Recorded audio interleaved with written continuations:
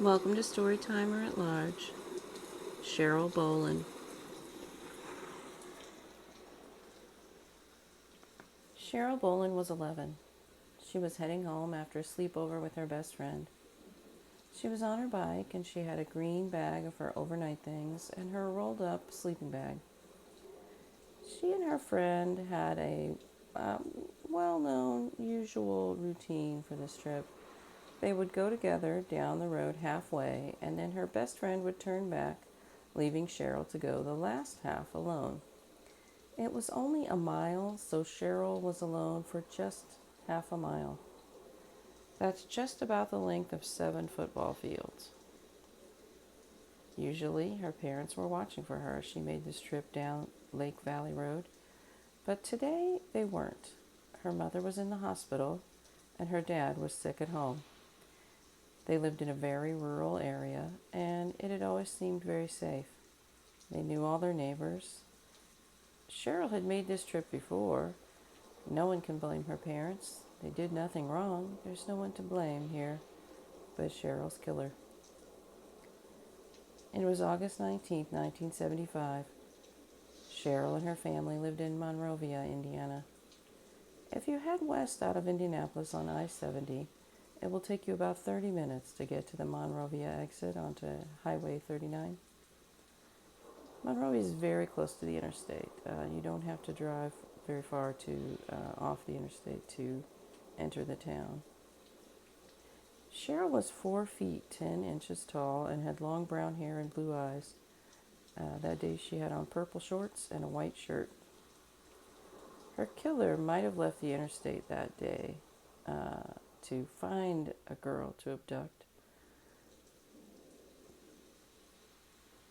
Either that, or it could be that he was a local man who saw an opportunity. When Cheryl did not make it home at the agreed upon time, her father began looking for her. Soon calls were made and many people were looking. They found her bicycle in a wooded area that lined the road that she had taken. In August in Indiana, the woods would be lush and green. There probably were wild blackberry briars that were full of berries. More searches followed. Neighbors were questioned. Tips and leads were followed up. Rumors flew. At least one newspaper claimed that Cheryl had run away with some 21-year-old in town. That kind of reporting is absolutely ridiculous, and her parents were, of course, livid. Cheryl was a typical 11-year-old. She was looking forward to turning 12, playing with her friends, future sleepovers, and starting the 6th grade. She had a happy home and enjoyed her life. School started. Fall came, and the first cold night was torture, wondering if Cheryl was warm. Halloween went by. Thanksgiving and Christmas were unbearable. 1975 became 1976. Cheryl's 12th birthday came and went on February 1st with no new leads and no word. Her parents had no way of knowing on that birthday that they would only have to wait another month. Cheryl was found in the first week of March in the southern part of Vigo County, about 45 minutes west of her hometown, and about 25 minutes south of I-70, just west of Highway 41. I lived in Terre Haute for a few years, and I would take 41 down to my hometown that's near Evansville.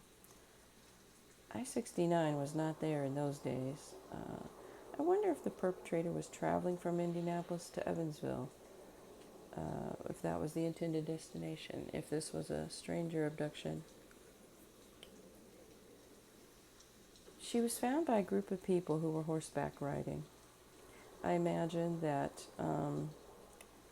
being up high on a horse gave them a little bit a better view than someone who was just passing by in a car. She was not far off the road. She was in a cluster of little trees near a small pond on the Birch Harlan farm at the time. She was not wearing the purple shorts when she was found, but instead was wearing a pair of white pants with red and blue checks. She was nude from the waist up. Her sleeping bag and other belongings were scattered nearby. Nothing is written in newspaper articles of the time about the position of her body or if her hands were tied or not. Police judged that her body had been there probably from the time that she went missing due to the level of decomposition. Her date of death is listed then as August 19, 1975 on her death certificate. Determining her exact cause of death was difficult. It's listed as undetermined on her death certificate, and the reasoning for this is soft tissue completely decomposed. Apparently, there were no injuries to any of her bones that would hint at a cause of death. She could have been stabbed, strangled, or had her throat cut. She could have been shot. As she was completely skeletonized, there's really no way to know. Her father took a job after this, working with local law enforcement. He needed to find a way to try to channel his grief into action. He gave an interview later, and he said local suspects were questioned, and many tips came in over the years. One suspect that he leaned toward ended his own life by hanging himself in his own barn. No one's ever been charged in Cheryl's abduction and murder. Her killer's still being sought. When people deride parents today as being too overprotective, I think of kids like Cheryl Bolin and kids like Kathy Combe, who were taken so close to home. Being a little overprotective is not a bad thing, in my opinion. There were quite a few serial killers loose in Indiana in the 1970s. Stephen Timothy Judy was still free at this time. He wouldn't be caught until 1979 after he ended the lives of Terry Lee Chastain and her 3 young children. If he wasn't jailed in Illinois, he could possibly be a suspect in this. This murder can't be the work of Jeffrey Lynn Hand. He was still in the state hospital in Indianapolis at this time. He was not released until October of 1976 on a technicality. So this could not be him. Sadly, there are many possible suspects. Those weren't the only 2. One possible suspect was Thomas Williams of Indianapolis. He could be a suspect in this. His DNA was recently linked to a vicious attack on 3 girls left for dead in Hancock County on the very same day as Cheryl's abduction.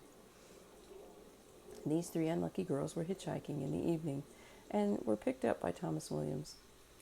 He attacked and stabbed all 3, and the youngest girl was raped. All 3 survived their life-threatening injuries and lived to see DNA testing find their attacker. Thomas Williams had died at age 49 in a Texas prison in 1983. Could he have abducted Cheryl in Monrovia around noon, before noon, driven to Vigo County, where he killed and dumped her body,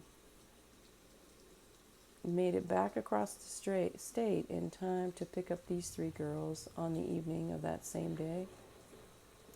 Yes, I think easily he could have done that. Indiana is not a big state, and I could easily see that timeline working. Cheryl's killer could be a man from out of state. I-70 in Indiana is a very busy route through central Indiana. Cars and trucks speed through with plates from all over the country. In August, the interstate would have been humming with vacation travelers, 18-wheelers, light trucks, and small cars. At Terre Haute, they could head south to Evansville or north to Chicago, or continue west into Illinois and beyond. Indiana was not alone in terms of violent crimes in the 1970s. This was happening all across the country. But the fact that she was taken so close to home on a country road makes me think that this murderer was a local. In 1984, Regina J. Pierce from Monrovia was murdered and dumped on the interstate just a few miles east of Monrovia. She had run away and made it almost all the way home. But Did she actually make it to her hometown and someone there was not happy that she had returned? Had she known a predator throughout her youth there in Monrovia? Someone who groomed her, preyed upon her, and then when she came back, maybe she was a threat to him in some way. I think Schiller's killer was that local man. I believe he also might have been related to Regina Pierce in some way. Hopefully, medical examiners and law enforcement have preserved evidence in Cheryl's case. Were fingerprints found on her bicycle?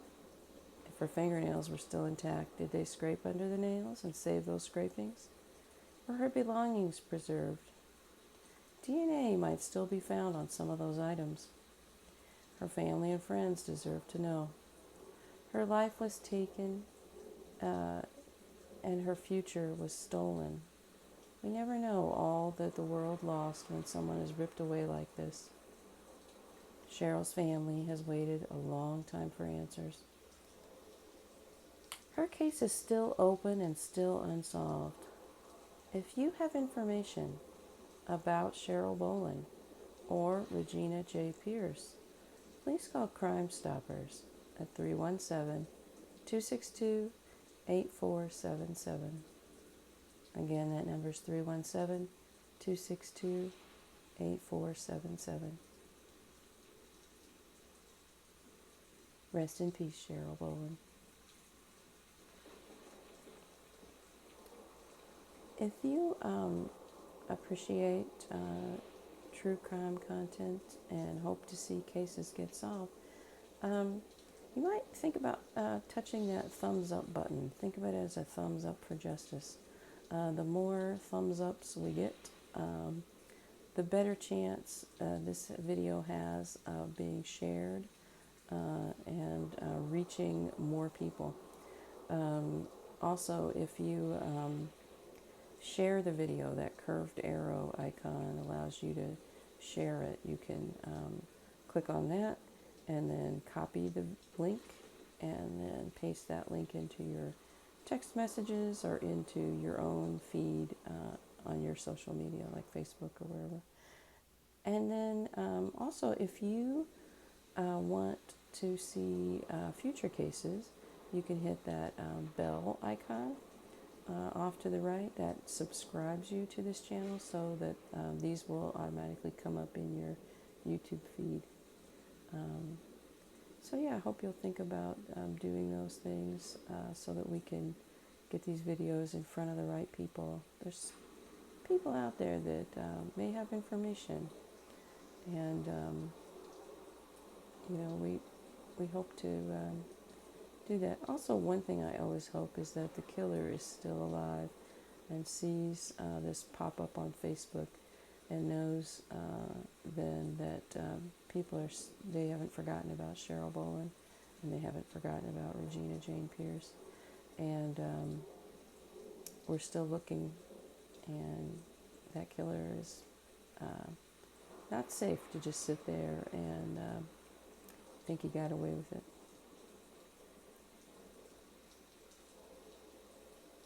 So thanks for listening, everyone.